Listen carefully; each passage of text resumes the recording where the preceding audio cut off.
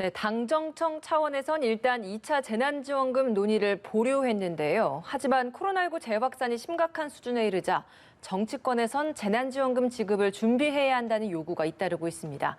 국회 취재기자 연결해 보겠습니다. 이준흠 기자. 네, 일단 당정청은 2차 재난지원금 지급에 대해 조심스러운 입장입니다. 하지만 코로나 대유행 우려가 높아지면서 정치권에선 2차 재난지원금을 지급할지, 한다면 언제 할지 등 상황을 예의주시하고 있습니다. 문제는 지급 대상입니다.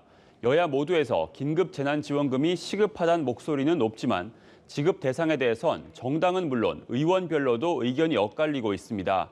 이재명 경기도지사는 2차 재난지원금 지급을 서둘러야 한다며 대신 전 국민에게 지급해야 하고 선별 지급은 차별이라는 입장을 밝혔습니다.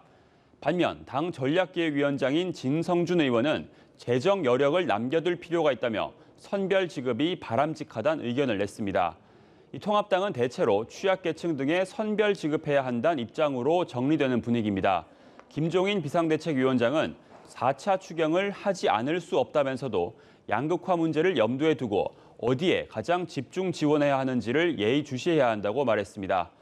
오늘 국회 예산결산특별위원회가 이번 임시국회 첫 전체 회의를 시작했는데요.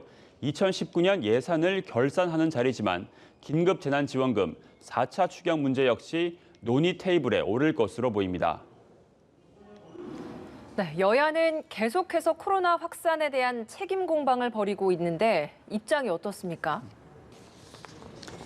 네, 민주당은 통합당을 향해 국론 분열을 하지 말고 방역에 적극 협력해달라는 입장입니다.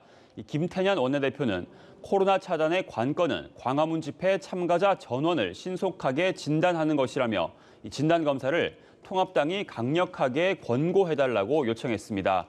이해찬 대표는 행정명령을 어긴 단체는 불관용, 최대 처벌 원칙으로 대응하겠다며 수도권 지방자치단체장과 당이 공동 대응하는 방안을 강구하겠다고 덧붙였습니다.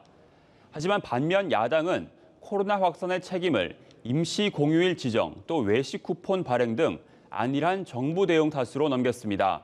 김종인 비대위원장은 정부의 잘못된 메시지를 국민이 믿었고 결국 대유행이 찾아왔다고 지적했습니다. 주호영 원내대표는 정부 여당이 코로나 정치에 더 신경 쓰고 있다며 정치 공세는 중단하고 위기 극복 스위치를 켜라고 목소리를 높였습니다. 지금까지 국회에서 전해드렸습니다.